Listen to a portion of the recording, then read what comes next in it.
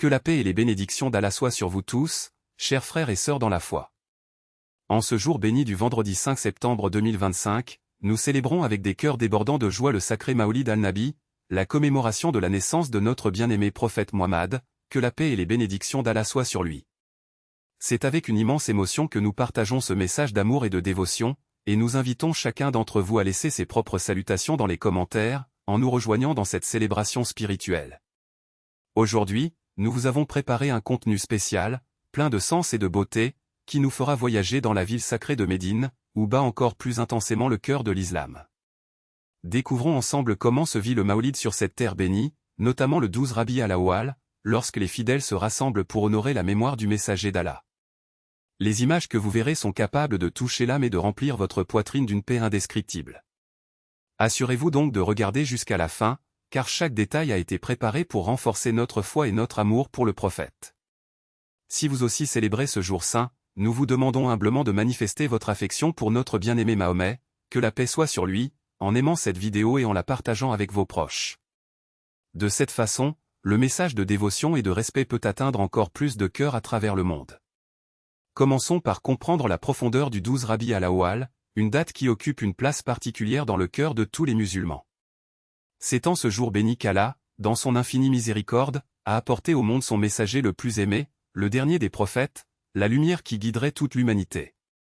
Maoulid al-Nabi est célébré avec une immense joie et révérence aux quatre coins de la planète, car c'est le moment où les fidèles se réunissent pour se souvenir, honorer et exprimer leur amour inconditionnel pour celui qui nous a apporté le dernier message d'Allah. Mais une question se pose naturellement, comment est célébrée cette date particulière à Médine, la ville sacrée où le prophète a passé ses dernières années et où il repose dans la paix éternelle? Dans nos pays, comme l'Inde, le Pakistan et le Bangladesh, le Maoulid est marqué par de grandes processions, des décorations exubérantes et des démonstrations de foi vibrantes. Les drapeaux verts flottent au vent, les rues sont éclairées de lumières colorées, les mosquées sont décorées avec soin et les fidèles se rassemblent en foule pour réciter de la poésie à la gloire du prophète et célébrer avec enthousiasme. Et à Médine, comment se déroule cette célébration? La mosquée du prophète reçoit-elle des décorations spéciales le 12 Rabi al-Awwal? Y a-t-il des cortèges dans les rues, comme on le voit dans nos pays? Aujourd'hui, nous répondrons à ces questions avec de précieux détails, en montrant comment la ville bénie par la présence du prophète vit ce moment unique. Les images que vous voyez maintenant ont été capturées dans la Sainte Médine, exactement le 12 Rabi al-Awwal. En eux, nous pouvons voir des croyants émus devant la tombe du messager d'Allah, tenant des drapeaux avec révérence, récitant de beaux poèmes en son honneur et élevant la voix en louange. La joie sur leur visage reflète le bonheur d'être dans ce lieu sacré, où chaque pas est béni. Cependant, il est important de préciser que la majorité des personnes qui célèbrent le Maoulid à Médine sont des visiteurs originaires de pays comme l'Inde, le Pakistan et le Bangladesh. Cela est dû au fait que la majorité de la population saoudienne suit une tendance islamique qui considère ces célébrations comme des innovations religieuses, connues sous le nom de bid'a, et ne participe donc pas aux festivités. Pour cette raison, nous ne verrons pas de résidents locaux impliqués dans les célébrations, ni de processions organisées ou de décorations de rues élaborées. Le gouvernement saoudien, conscient des divergences de vues sur la question, adopte ce jour-là des mesures de sécurité spéciales pour assurer l'ordre et empêcher les visiteurs de s'approcher trop près des grilles dorées entourant la tombe du prophète. Malgré l'absence de grandes décorations ou de défilés, le Maoulid à Médine est célébré avec une simplicité touchante et une profonde spiritualité. Le 12 Rabi al-Awwal, la mosquée du prophète se transforme en un espace de réflexion et de dévotion. Des réunions spéciales sont organisées au cours desquelles des orateurs inspirants récitent des louanges émouvantes du prophète Mahomet, que la paix soit sur lui, soulignant sa haute position, ses nobles enseignements et la manière dont il a éclairé le monde avec le message de l'islam. Les célébrations à Médine incluent de belles pratiques, telles que la charité et la distribution d'aumônes, encourageant les fidèles à aider ceux qui en ont besoin. Le Coran est récité avec une dévotion particulière et les croyants envoient d'innombrables bénédictions et salutations au prophète bien-aimé d'Allah. De nombreux visiteurs choisissent de jeûner en ce jour saint en signe de respect et de souvenir. Ils consacrent toute la journée au culte, aux prières et aux souvenirs d'Allah et de son messager. L'atmosphère devient une atmosphère de contemplation sereine et d'élévation spirituelle. L'un des moments les plus marquants de la célébration à Médine est l'augmentation des visites à Riyad al-Jannah, la zone bénie de la mosquée du prophète, où le prophète avait l'habitude de s'asseoir et de prier. Cet espace, considéré comme un coin de paradis sur terre, attire des milliers de fidèles qui cherchent à offrir leurs prières et à recevoir les bénédictions spirituelles de ce lieu sacré. Un autre moment fort est la foule qui se rassemble devant la tombe du prophète pour envoyer ses salutations et exprimer son amour et son respect.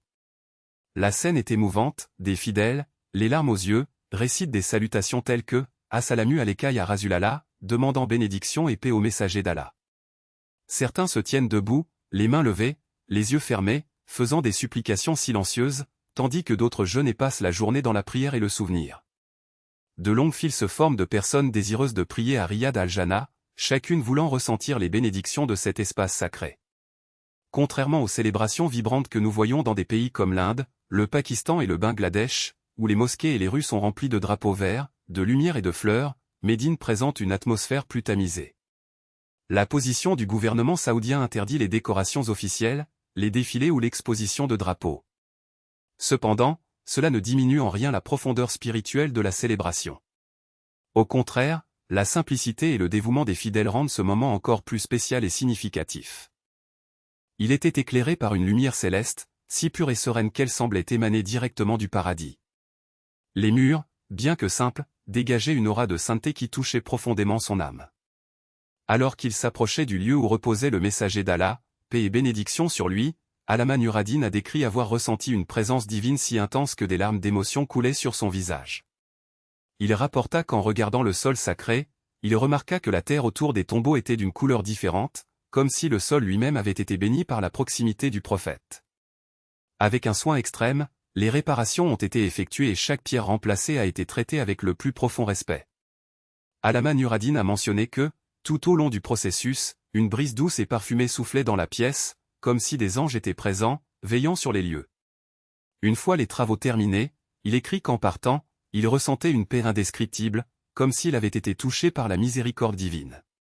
Depuis, aucun autre être humain n'a eu un accès aussi étroit au site sacré, préservant ainsi la pureté et l'inviolabilité de cet espace béni. Aujourd'hui, lorsque les fidèles s'approchent des barres d'or, nombreux sont ceux qui ne peuvent imaginer l'ampleur de ce qui se cache derrière ces murs. L'histoire de la chambre sacrée témoigne du respect avec lequel le tombeau du prophète, que la paix soit sur lui, a toujours été traité. Chaque couche de protection, chaque détail architectural a été conçu pour honorer sa mémoire et garantir que son caractère sacré soit préservé au fil des siècles. Et même si les yeux humains ne peuvent pas contempler directement le lieu où repose le messager bien-aimé, le cœur de chaque musulman sait qu'il y a là une bénédiction éternelle, un lien spirituel qui transcende le temps et l'espace. C'est pourquoi, en visitant Médine, les pèlerins ressentent une émotion unique à l'approche de la mosquée du prophète. Ce ne sont pas seulement les murs ou le dôme vert qui les émeut, mais la certitude qu'ils se trouvent devant l'un des lieux les plus sacrés de la terre, où chaque souffle semble plus léger et chaque prière plus proche d'être exaucée. L'histoire de la chambre sacrée nous enseigne que la véritable dévotion ne réside pas dans la grandeur des célébrations, mais dans la pureté du cœur et la sincérité de la foi. Et c'est cette foi profonde et inébranlable qui fait de Médine un phare de spiritualité pour des millions de croyants à travers le monde. La chambre sacrée, de forme quadrangulaire, se dressait avec la solidité des pierres noires, semblable à celles qui composent les murs de la Kaaba, comme si le temps lui-même avait choisi de conserver son essence immuable. Sans fenêtre ni porte, elle gardait dans son silence les secrets les plus profonds de la foi, où seule la lumière divine semblait pénétrer. Les trois tombeaux bénis reposaient presque au ras du sol, l'un d'eux étant légèrement surélevé, comme s'il portait encore le poids de la présence de Hazra Huma, qu'Allah l'agrée. La simple terre qui les recouvrait n'était pas une simple argile, mais un témoignage d'humilité, car là, il y a 5 siècles, aucun pied humain n'avait osé pénétrer dans ce sanctuaire intact. Le sol de la chambre du prophète, que la paix soit sur lui, s'est révélé être du sable rouge foncé, un sol sacré abaissé à environ 70 cm du sol de la mosquée, comme si la terre elle-même s'inclinait en signe de révérence. Lors des rénovations, l'ancien plafond a cédé la place à une structure en bois, délicatement ouvrée de motifs géométriques qui filtraient la lumière en rayons dorés, comme si chaque éclat de bois murmurait des prières au vent. Et au-dessus, un petit dôme a été érigé, non pour vanter la grandeur, mais pour protéger de son ombre le repos éternel de celui qui a éclairé l'humanité. Mes chers frères et sœurs, nous avons atteint la fin de ce voyage à travers les célébrations du Maolid al-Nabi dans la bienheureuse Médina Sharif et à travers les pages vivantes de l'histoire entourant le lieu de repos du bien-aimé prophète Mahomet, que la paix et les bénédictions d'Allah soient sur lui. Nous avons vu que, même si les manifestations de l'amour à Médine peuvent différer des grandes processions et décorations que nous connaissons sur nos terres d'Inde, du Pakistan et du Bangladesh, la flamme de la dévotion brûle avec la même intensité dans chaque cœur. Que ce soit à travers des célébrations vibrantes ou des moments de recueillement et de prière, l'essence de notre culte reste la même, un amour inconditionnel pour le messager d'Allah, qui transcende les frontières et les cultures. Que le Tout-Puissant nous accorde, chaque jour, la grâce d'exprimer cet amour avec encore plus de ferveur, et qu'il nous fasse la bénédiction de visiter ces lieux sacrés, où chaque pas est une prière et chaque regard, un rappel de la miséricorde divine. Que la célébration de Maoulid al-Nabi renforce notre foi, nous rapproche des enseignements du prophète, que la paix soit sur lui, et nous incite à suivre son exemple de compassion, de justice et d'humilité. En attendant de nous revoir, qu'Allah nous protège, nous guide et nous couvre de sa miséricorde infinie. Allah Hafiz.